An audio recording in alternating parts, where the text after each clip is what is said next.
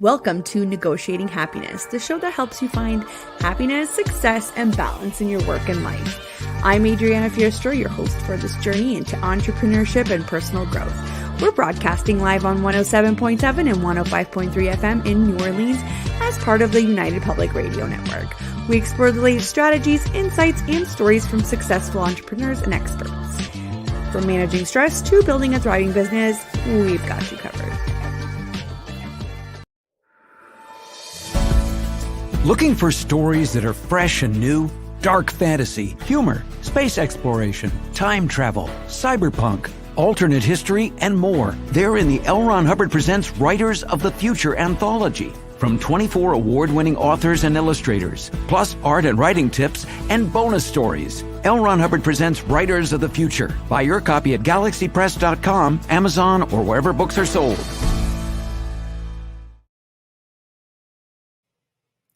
Good afternoon, everybody. It is 1:01 p.m. Eastern Time. Welcome to Negotiating Happiness. I am your host, Adriana Fierstro, and we are broadcasting live on the United Public Radio Network and UFO Paranormal Radio Network at 105.3 and 107.7 FM in New Orleans. And if you wanted to sit back and enjoy some of our shows, we are also on Roku. I believe you have to go in and search for the UFO Paranormal Radio Network or United Public Radio Network, and you will find us there. Welcome, everybody. So today I have a little bit of a different plan here. We wanted to kind of go over some of the things that have popped up in the last little bit. I know I've had a couple of shows that have been replays because life is busy and it's okay that we need time to ourselves as well. But I hope you enjoyed the replays. I definitely put on the ones that I thought were really well received and with some amazing guests that had so much to say. That's gold for small businesses. So today I wanted to talk a little bit about what it's like to do competitor analysis, because this has come up over and over again. So we will talk about why it's important and how to do it yourself. And for those of you who are just tuning in and haven't had a chance to listen to any of the other shows, I'm the host of the show, and I'm also the owner of Ontario Assistant as an online business manager. And we cater to small businesses and entrepreneurs. I have a legal background and I focus on operational efficiency. And we focus on operating systems, project and staff management, developing marketing practices, and we also improve online presence for business owners. We do so much more. We are happy that we get to support small businesses every single day. I love doing this. I'm also a mom, and I love traveling. So I often talk about how much I love my toddler, but also like parenting is hard. So we keep it real around here. I did want to point out one other thing for you guys, because I'm super excited to meet the ladies that have already signed up, and we have a couple of spots left. It is the Entrepreneur Escape Fall Retreat, and it is open for registration. It's an intimate 2-day get-together of business owners, and it's happening this September, and it's on the tranquil shores of Lake Simcoe, or I guess we picked that to kind of give people an idea of where it is in that area. It's near Aurelia in Ontario in Canada. And we just want you to get away from the endless cycle of your day-to-day. And we want you to come, relax, recharge, and refocus in the crisp fall air. Whether you've been feeling overwhelmed by your operations or you just need a break, this retreat is the perfect way to connect with other Ontario-based entrepreneurs and reclaim control of your business. So if you want to learn more about the retreat, then you can head over to ontarioassistant.com/retreat. And I'll put it here on the screen as well for you guys to be able to check it out.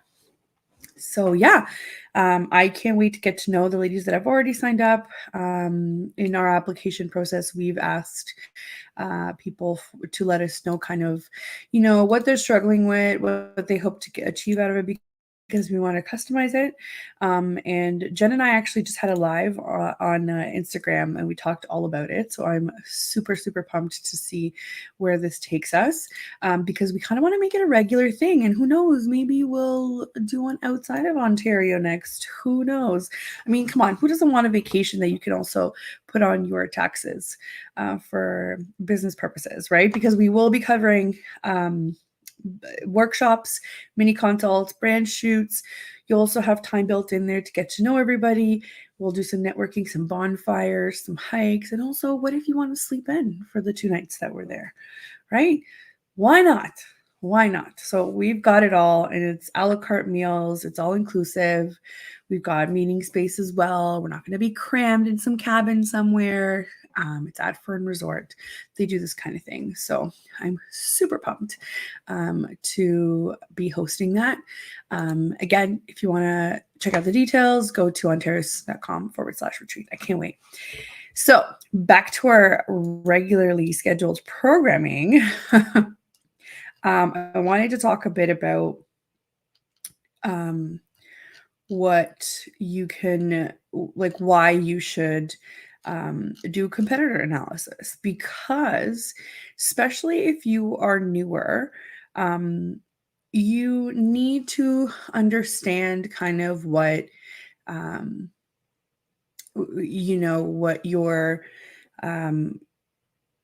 what your market that you're going in. So I'm getting distracted. I'm getting some comments here. If you guys have questions, please just put on your comments. Don't worry. And just keep it constructive, I guess. Yeah. Anyway, or if you have any questions about what we're talking about, or if you have something to add to the conversation, please do. I will feature you as long as it's constructive. So we want to do competitor analysis because we don't know where we're putting our resources, and kind of like, what is the industry standard? What is everybody else doing? What are they good at? What are they not good at? And most importantly, what am I good at, and what are my weaknesses? So we're going to talk kind of like in a step-by-step situation of how you would start this out. So let's say you have a business idea and you need to do this in order to kind of develop more of your services or more of how you're going to present yourself to your clients. So start out by listing your direct and indirect competitors, right? So direct competitors offer similar services or products, while indirect competitors, they might serve the same target audience, but they have different solutions. So you have to figure out kind of where you live in that.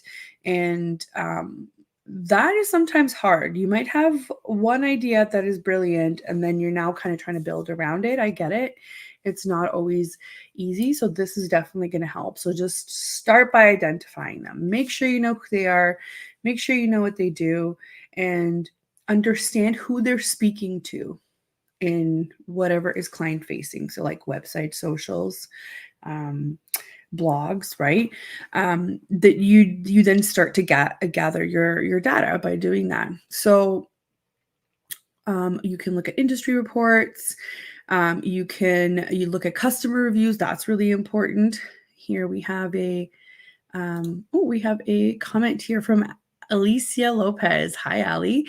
Says, love this. Looking at your competition is so important to help you have a better grasp of what's being offered in the market and any areas of weakness or opportunities. Totally. And we need to kind of not focus on the weaknesses, but at the same time do, because if you can do it better, why not start there, right? Why not showcase that right away? Thank you for that comment. Totally, 100% true, 100% I agree.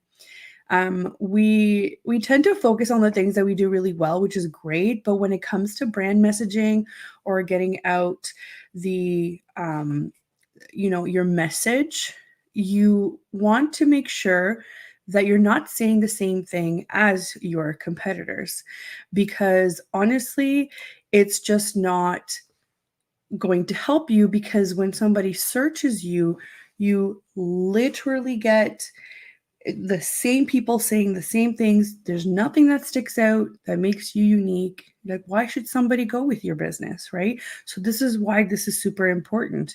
And you're at the stage of gathering your data, right? So you have to understand what products or services they offer and what their features are, and like what's their pricing like, what is their positioning. I know people don't like to talk about money, but in business, like, that's kind of the point, right? So you need to keep going, you need to keep finding out these things in order to position yourself better. And I just gave a really good example earlier in my live that it's funny that I didn't know that I was undercharging for my services until I was talking to somebody else in the industry, and she was nice enough to tell me, or to be open with me, right? She didn't gatekeep that information. And then I was like, oh, wow, like, I'm really undercharging, so I should be charging more. And just having that kind of information makes all of the difference, right? Um, so not only should you know their service and offerings, you should also know their target audience, right? Who's their primary and who's their secondary, right? Everything works in tiers. It's not just kind of like a bucket full of people. You need to get strategic with this, right? Like, do it on paper, do it on a computer, do it somewhere where you can then go back, because our brain is probably, like, filled with a bunch of ideas that we need to kind of weed out. So also think about the psychographics. So, like, think about their primary target audience. What are they thinking about? What are their pain points, right? Same with their secondary target audience. This could be something that, maybe they only need a couple of times. Maybe they work in a specific industry if they're secondary, but their primary is who they're targeting the most, probably at different points.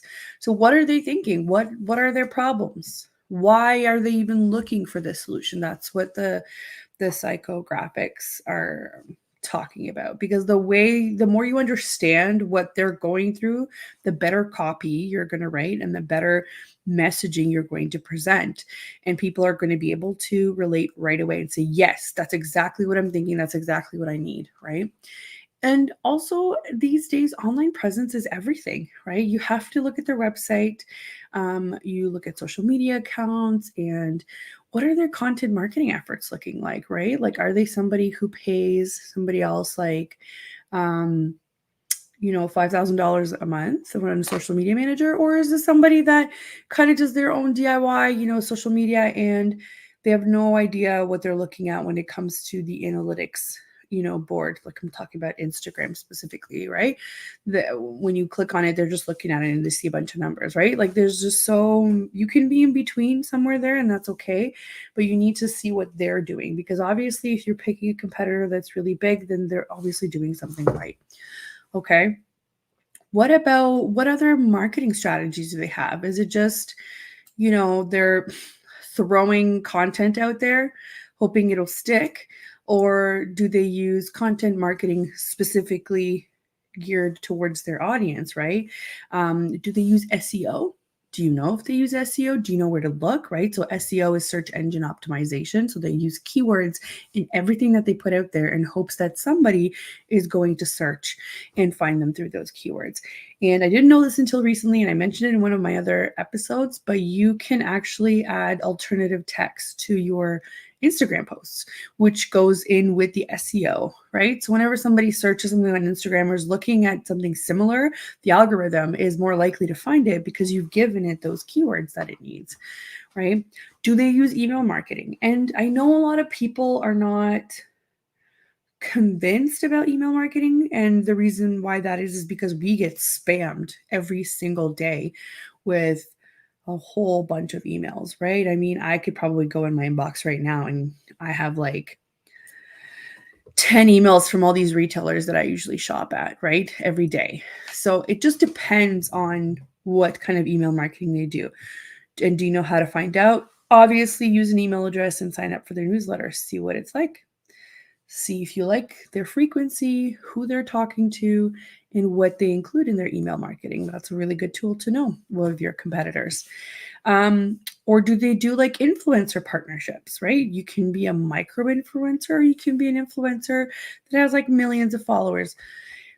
You just have to figure out all of these things to understand their situation. The more data that you have on your competitor, the less likely you are to quickly judge yourself or compare yourself, because you'll realize that nobody's situation is the same. So that's why this data is really important. And what is their unique selling proposition? This is what I was telling you about. What sets them apart from you, right? And what are the benefits? What do they emphasize? What do they focus on, right? That's how you need to position yourself as well. What makes you different than that competitor? You could easily do that by going on their website, right? A lot of the times, this is what the website, the new calling card or the new business card is our website, right? So we could do that. We can also check out some of their freebies. So if you're doing the freebie correctly, or if you're doing it to attract people to your website, you'll know that somewhere in there, maybe towards the end, they'll have a call to action to either a specific service or a specific event that they're holding, something to grab their attention to continue this journey that they embarked on. It's like, yes, I've given you a free tool or free whatever, you've signed up, so now I have your email in my email marketing platform, and now you have something free from me, but also I want to continue this relationship. So how do I do that?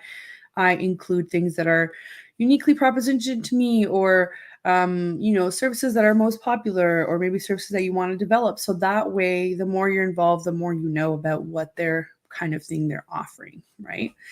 And read their customer feedback, like read their reviews. It is the best way to tell whether somebody is happy with them or not, and why. Sometimes people will be really, really specific. And while, yes, I understand and agree that not everybody that is happy is willing to leave a review, because it's just our nature, they're most likely to leave a review if they are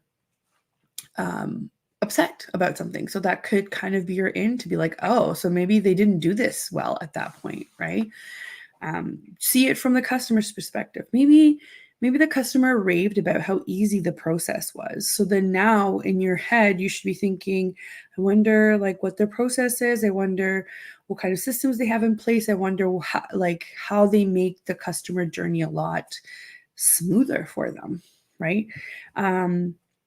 We've got here, let's see, we've got some tools here that we can talk about. Obviously, the very first thing, so we're at the stage of, we're identifying and gathering information. You can use a simple Google search to get you started. And then from then on, you can kind of fall down the rabbit hole and go from, post to post to post. So what about industry directories, right? Like you can look through. So if you're in a very specific industry, or if you know that you belong to an association or a group or whatever, they're most likely to have directories with links, and maybe even by geography, or depending on what industry you're in, you'll definitely find some there. I've also heard of people using SEMrush, which is it's kind of like an SEO tool, right? SEM Rush. It provides really comprehensive data on competitors' website, and including their organic search rankings. So what that means is you'll be able to tell how many people organically come to their website, not through paid ads, for example, right? So obviously they're sought after. That's kind of like the conclusion that you get out of that. They even show you backlinks. So let's say they have publications that post them or promote them, and then they link back to their websites. That's kind of like one way to do a backlink, or paid advertising. SEMrush will give you all that information. I use Hike. HIKE. You could do that as well. It gives you kind of a dashboard of very similar things. All of these platforms are fairly similar. There's another one called SimilarWeb, and it offers insights into website traffic, audience demographics, and referral sources for competitor websites, which is really good. There's also social media analytics tools that you can use, like Social Bakers or Sprout Social. I actually don't. I didn't really hear of them until I looked it up for today's episode, so I'm not super familiar with them. It tracks a competitor's social media engagement and content performance. And obviously, a lot of these platforms cost money, so you have to be very aware of what your resources are like, what your marketing spend is, and all that. But you can also use the analytics that are provided right through your social media channels. So if you switch your Instagram account to a business account, you'll get a whole dashboard of things that you can look at, right? So if I look at mine, I'll give you a live example, right? So I'll tell you how easy it is. So I just go into my Instagram. Just bear with me here. And we just did a live. So I'm going to go to my profile, right? So I'm just going to my profile. For anybody listening, I'm trying to show you my phone as it comes here. And at the very top here, it says professional dashboard, right? So you click on that. Right away at the top, it also tells you how many accounts you've reached in the past 30 days.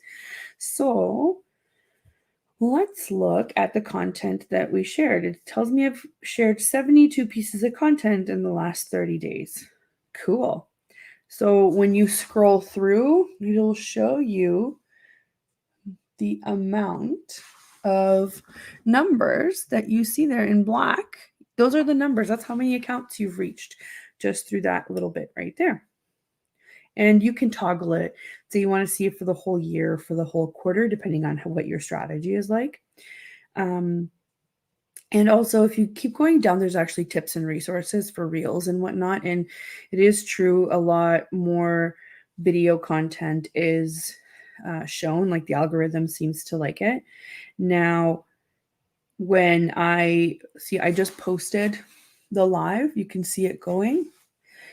Right under it says view insights. So you click on that. It's so funny. I say click, but it's actually tap. And it tells me, so in like the last 20 minutes, it reached 21 accounts and 4 of them were non-followers, right? So if your goal is to grow, then you look at what your non-followers are too, because that's what you're trying to get. You're trying to get the attention of more people. So every single one of your competitor also has access to things like this, but there are tools that will let you see kind of what they see as well. And it's important to keep checking them, make it part of your strategy. Okay. So do use it. Facebook has the Meta Business dashboard. You can see very similar things as well. And if you want to check out customer reviews and to see kind of like what they do well, what they don't, there's Yelp, Trustpilot, there's like Google My Business, right? Which I think is now merged into Google Maps, but that's what I like to use. There's just a ton of different ones. If you want to, like if you're in Ontario, I know a lot of people use this where they go to Better Business Bureau, but those are basically for people who kind of buy into that. Regardless, unfortunately, when you go to Better Business Bureau, you get to see a whole bunch of negative situations that happened, but it might give you an idea of what to look out for. Okay. So basically, once you've gathered all of your data, I suggest doing this in like a Google sheet, right? Like an Excel type, so that you can keep track of all the different kinds of information that you're looking at. And then we can do a SWOT analysis. Okay. So you've got, what is SWOT, right? SWOT. and it is strengths, weaknesses, opportunities, and threats for each competitor, right?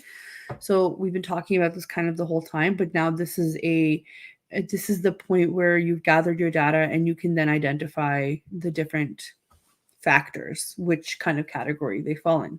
So that's strengths, right? What are they doing exceptionally well? Can you compete with that? Can you do it better, or can you at least do a really good job too? Because you might have other attributes that will persuade somebody to come to you as a business.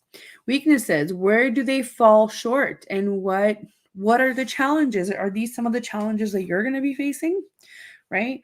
Opportunities, you can identify potential areas where they could improve or expand, because then that will signal to you to do the same or to take advantage of these holes in the market that your competitors have left. Okay.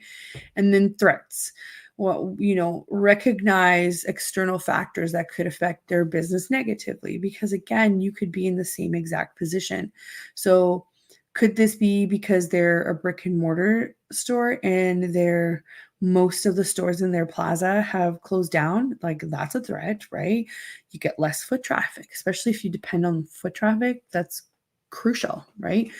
Or if you are a digital service, right, and they've just passed a law where you are that you have to be regulated, that is a threat. It's good because you can kind of go through the process and become certified in something and show that you are certified and you answer to somebody with your services and whatnot. But it's a threat right now because it might actually put you out of work. So those are the kind of things that you go through in list for each and every single one of your competitor, right? SWOT, strengths, weaknesses, opportunities, and threats. Okay. And you definitely should be doing that for yourself as well. Put yourself in the pile and do that. The only way I can say that you can organize this well, like I said, is Google Sheets or a Microsoft Excel sheet. There are templates out there specifically for SWOT, SWOT. You can even find them on Canva if you want to make it look pretty. Or they're available online and you can structure it kind of that way if you want. Or honestly, simply, you could just put the acronym at the top and just each new column is the spot where you can put everything in. That's how I would organize it. And the only tool that you can use is, you think about it critically after you've gathered your data and say, is this a strength? Is it really a strength? Is it a threat? That's all that you can use. Okay. And the next part in this is benchmarking, right? So compare your business now after you've done that and look at KPIs, right? So key performance indicators. And what can you compare with? Is it website traffic? Is it conversion rates, right? So when we say conversion rates, it's how many people have you sent proposals to and how many people accept it, right? That's the conversion rate. What about social media engagement, right? Like, what are your KPIs? What indicates performance in your industry or in your business? So now that you have all that data and it's organized, you can then compare it to yourself to see where either you could improve or where you're doing exceptionally well versus everybody else, because that could be your unique proposition, or if there's just a gap, right? And I think we're going to talk about it a little bit later as well. I think it is time for our intro. So if you are just tuning in, I guess we're halfway through the show, right? If you are tuning in just now, you're listening to Negotiating Happiness, and I'm your host, Adriana, and we talk about anything entrepreneur, parenting, anything to do with small business and growth and how to find your happy. What is your happy medium? That's what we deal with here. And we are live on the United Public Radio Network and UFO Paranormal Radio Network at 105.3 and 107.7 FM in New Orleans. And we're also on Roku TV. So if you do want to sit back and watch us, some of our shows are on there. You just have to search for the United Public Radio Network channel. Okay. So thanks so much for tuning in. we are discussing today how to do effective competitor analysis, because it is super, super important to be able to build your business the right way. We were talking about benchmarking and comparing our KPIs, our key performance indicators, with other competitors, either direct or indirect. So another really good tool for KPIs would be Google Analytics, right? And you can sign up for it. It doesn't cost any money. The only money that you will have to pay for there is if you want like additional services with them, or if you want ads, right? So you can sign right up. Basically, you insert this tag, which is like a number, into your website, and it tracks what your data is for the next little while. So you can use Google Analytics, and you can also use social media insights from their analytics dashboards. And how often should you do this? I don't know. It depends on what kind of business you're in. How much do you think that this will matter? I think it does matter once you get to the point of having effective marketing in place and actually spending more money on resources. You want to make sure that they're working well, and you want to make sure that you can interpret them. So what does it mean when Instagram tells me that most of my followers, or the people that engage with my contact, like most of them are female? Is that I am speaking to that audience specifically. If at any point I would have a service that would only be good for, let's say, male entrepreneurs, I'm just giving you an example, then I would need to speak to that audience. So then I would need to change my content. For me, it doesn't matter. It just means that a lot more female entrepreneurs resonate with what I'm saying. And I'm okay with that, right?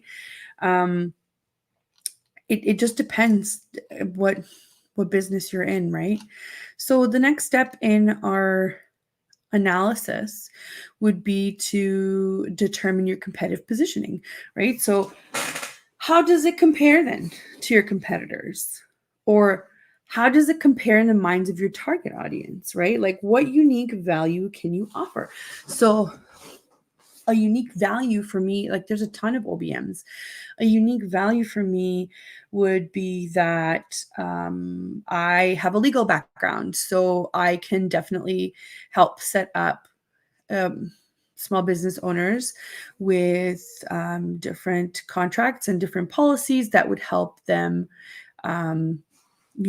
have a much stronger back end, plus my tech side, right? So like my unique positioning is that I have both and can combine them and make their lives a lot easier. Whereas maybe some of my competitors are strictly, let's say Dipsado specialist. I love Dipsado, and I set up Dipsado as well, but they're just Dipsado specialists. Like that's their unique positioning. Whereas I can also set up Notion for you, or HubSpot, depending on what you're looking for. Okay.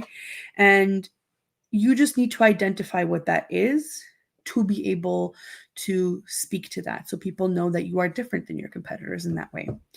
Okay. One way to do that, like one tool that you could use is to do perception surveys, right? So get feedback, talk to your target audience, ask them questions, do some polls. All that stuff is available on social media. You need to gauge how they perceive your brand compared to competitors. Honestly, what really worked in the past was to have like a coffee chat, send them a little like Starbucks gift card code to say, hey, coffee's on me. Can we just talk for 20 minutes?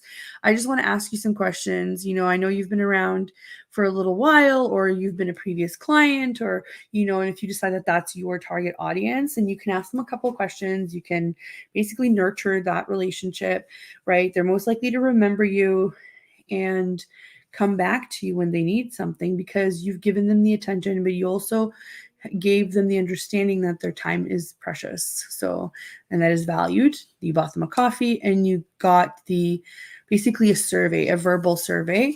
You can even ask them, hey, can I record this for my purposes? Like I work with a client who does record target audience messaging, and then they use it in their marketing, which is amazing because, even if you have somebody else, let's say you have a team, eventually you want to be able to use that information. And if everything is stored up here in your head, it's not possible for your team to operate your business if you don't have these systems in place. So this is a really good piece of information that you could keep for later as well if you go the route of, let's say, having a virtual coffee chat, right? We are now on the pricing analysis. So what are your competitors' pricing strategies? Are they positioned as a premium, budget, or mid-range option, right? Like how do their prices compare to your own? And this is kind of what I was talking about, is I really don't know how I went so long without realizing that I was undercharging. And it was only when I started kind of analyzing what everybody else was charging, after I spoke to a business friend, that I realized, I was like, wow, I'm severely undercharging. Or maybe let me back it up. Severely undercharging for very similar services, right?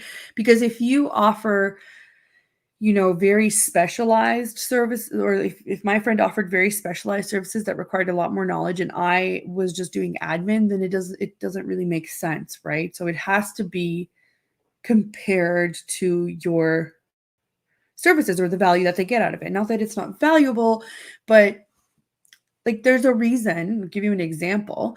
There's a reason why let's say a doctor who goes to school for 15 years makes more money than somebody, like obviously on top of the fact that they do such traumatic and urgent work. There's a difference why they get paid more than, let's say, other professions where you're only required to go to school for 2 years, right? It just depends on what kind of service that you offer. Sometimes doctors save lives. I get it,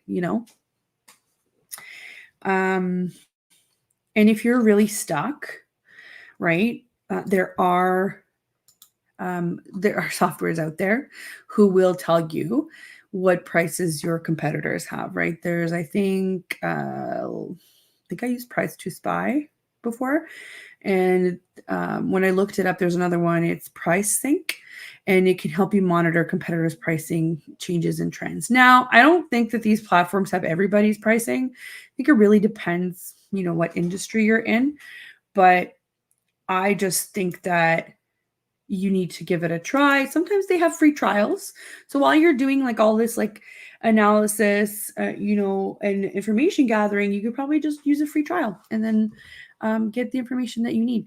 Sometimes what they do is they'll give you kind of like partial information and they want you to pay if you want more, but something is better than nothing, right?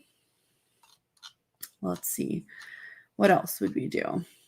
We can look at a gap analysis, right? So we've talked about, is there a gap in the sector that you serve?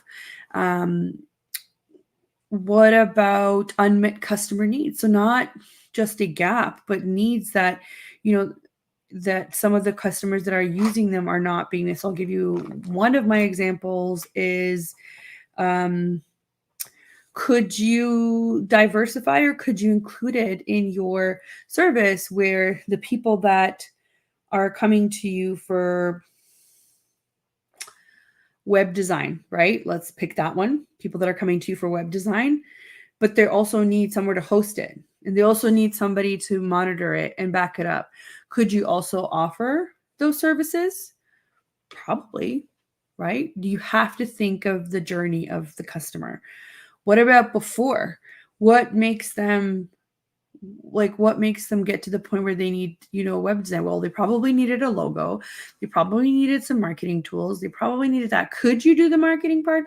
Could you do the design before, right? So the before, the current, and then the after. Could you do an entire journey? That's why I think there's a lot of agencies, right, that do a lot of online work that way, because it makes sense. You already have the person that is coming to you for one specific thing. The next logical step would be X, Y, and Z. So why not offer X, Y, and Z, right?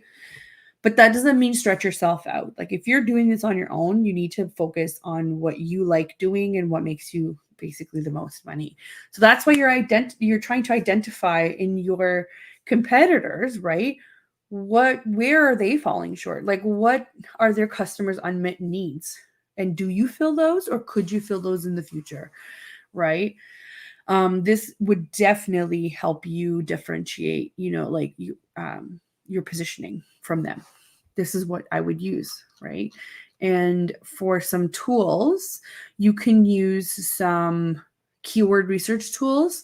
So go back to your SEO platforms like SEMrush or Hike.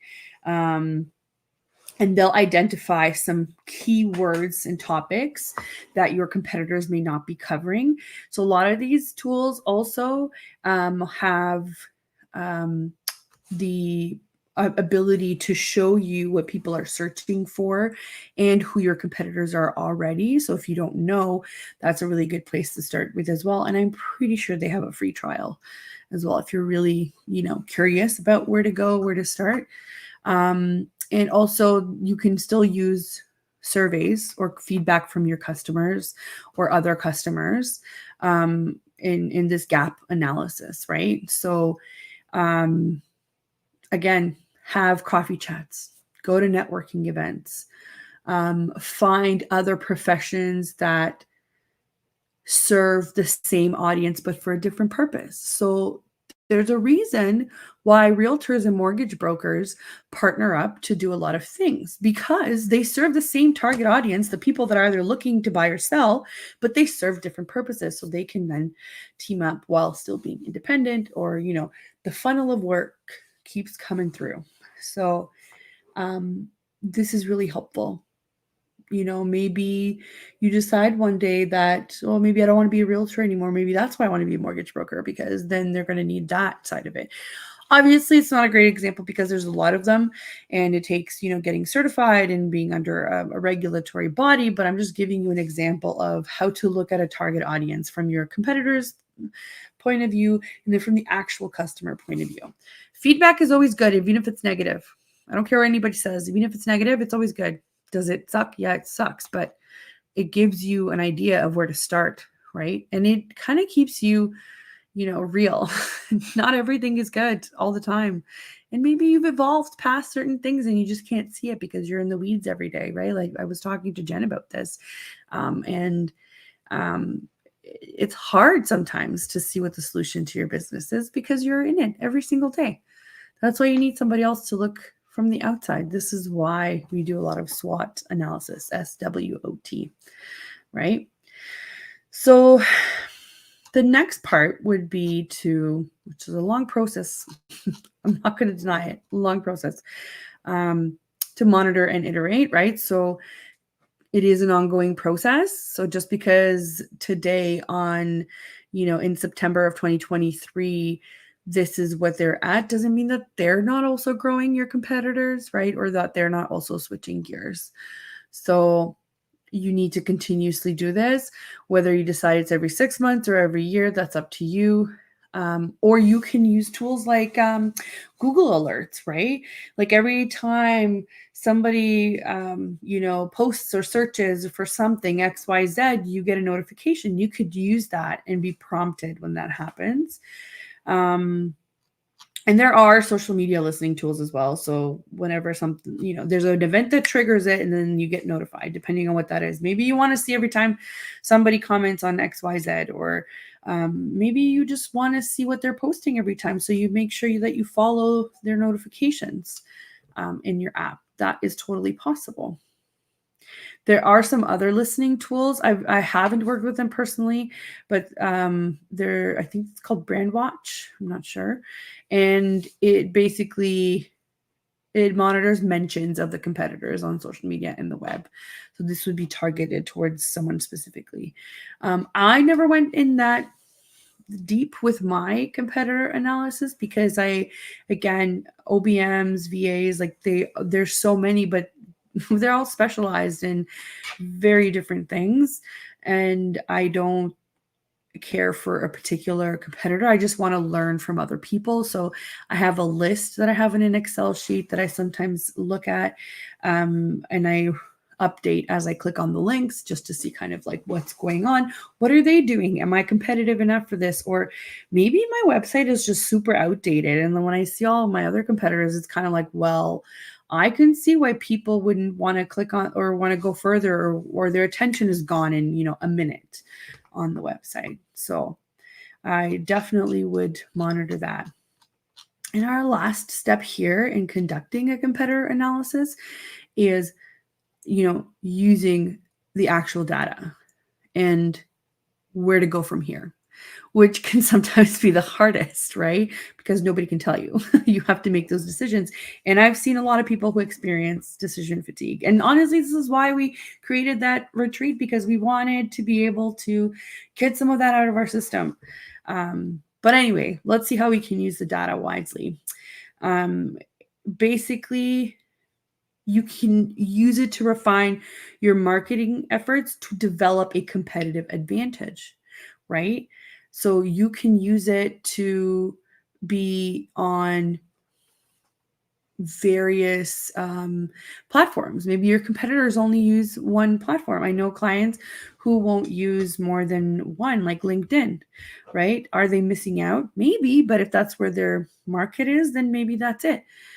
It just depends. Maybe you always wanted to use Pinterest to create backlinks and none of your competitors are on Pinterest. I wonder why, right? So you look at it, you identify the gaps, you see what your weaknesses are too and strengths, then you try to strategize. Your marketing money will go a lot farther if you have a strategy in place.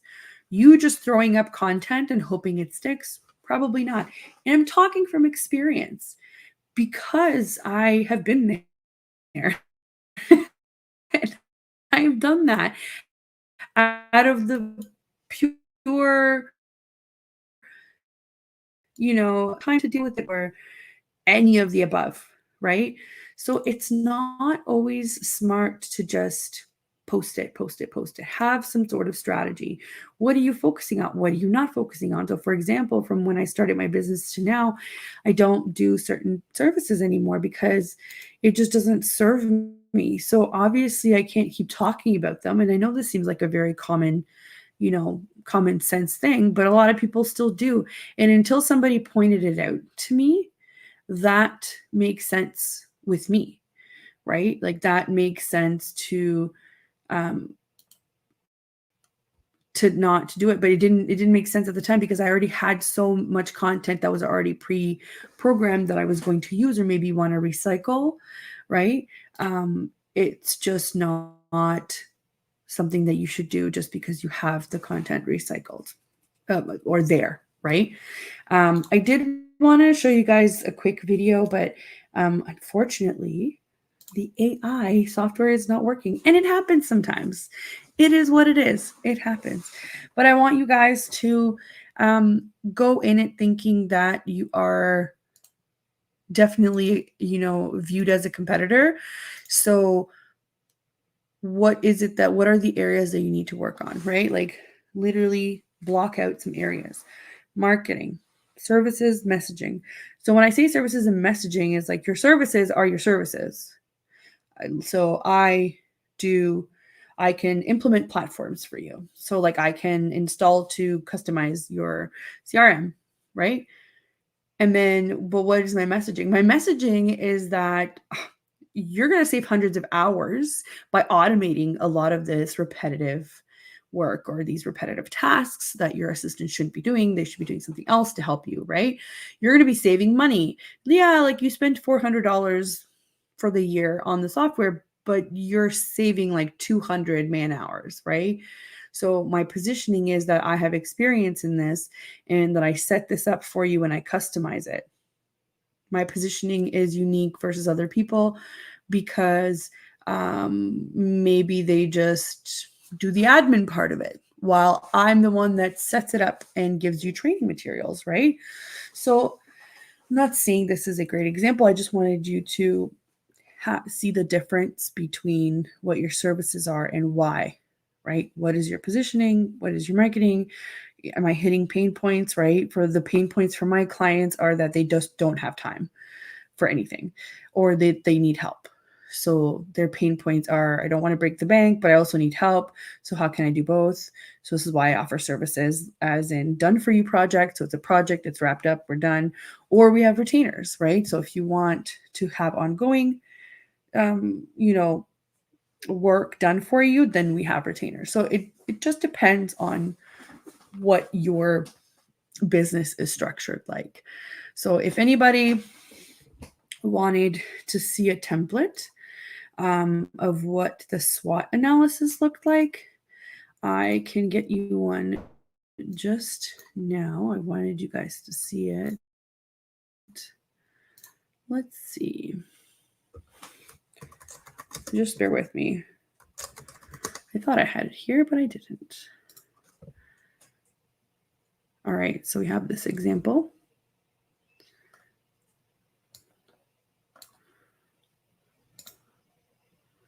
Just bear with me, it's loading. Okay. I'm going to share with you my screen. For those that are listening, I will try to describe what we're looking at.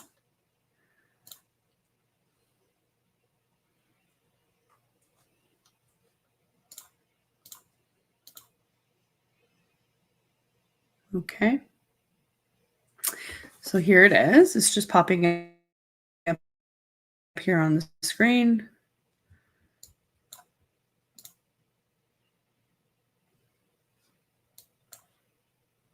It's a little bit laggy, but here we are. I don't know if you can really see it. Let me make it larger. Does that work? Okay. How about now? Better? Maybe? Not sure. Okay, so you can see the letters SWOT. I think it's on wordstream.com. So this is how you would structure it for every single one of your competitors. So you could just make your sheet and have your competitor's name here on the left and go through it. So S for strengths, right? Things your company does well, qualities that separate you from your competitors, internal resources like skilled, knowledgeable staff, right? That's a resource. And tangible assets such as intellectual property, capital, proprietary technologies, etc. Maybe you have a proven method, right? That is your intellectual property. That would be a strength. Or maybe they have a proven method and you need to look at it. Weaknesses, things your company lacks, things your competitors do better than you, resource limitations, or unclear unique selling proposition, right? So that is a big one because it is very, very hard to come up with something concise that also doesn't limit you from other people, because a lot of new entrepreneurs have that fear, and I myself had it, right? I don't want to isolate myself from potential customers because they think that I'm not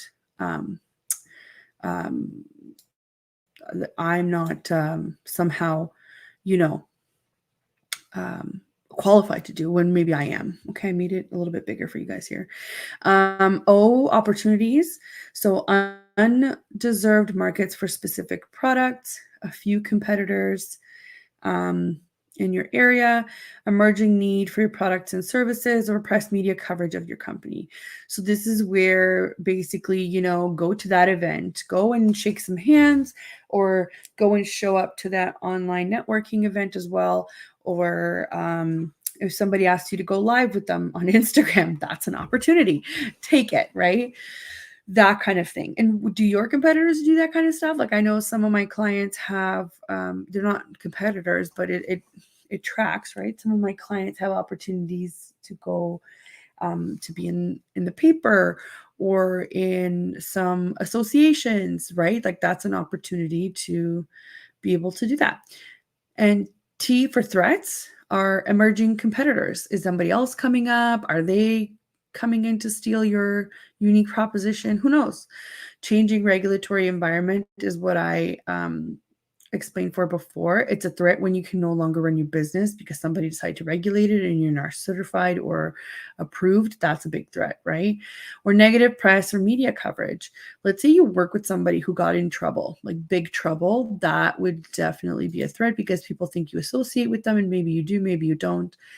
It is what it is. So you need to be prepared for that. And changing customer attitudes towards your company. So feedback. It's the most important thing. Feedback, feedback, feedback is what's going to make you better at doing what you do. Okay. So that's what the SWOT analysis is. Like I said, you can just find it in a simple Google search, and it is definitely less overwhelming because you are now organized and you can see what the next steps are. Maybe you need to refine certain things. Maybe you need to change the opinion of your clients, or maybe you are doing a fantastic job with your website and you have amazing traffic, but somehow it's not converting. So then you can fix that, right? You can fix why it's not converting. But obviously, step one, getting people to your website, is working. So this is really, really helpful. And I hope that everybody gets to practice it and then do the same for your competitors to understand them better and to position yourself in a much better place for customers to pick you over them. I hope you guys have a wonderful rest of your week. It is only Monday, but we're going to hang in there.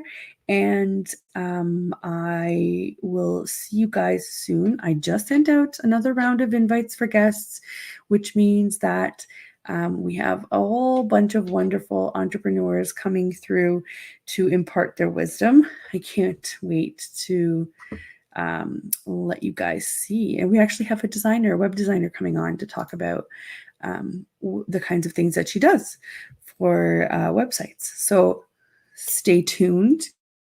Thank you so much for everybody that tuned in, that left comments and likes. Just make sure you follow us for the next episode, or send me a DM if you are an entrepreneur and are interested in kind of what's going on here. Let me know.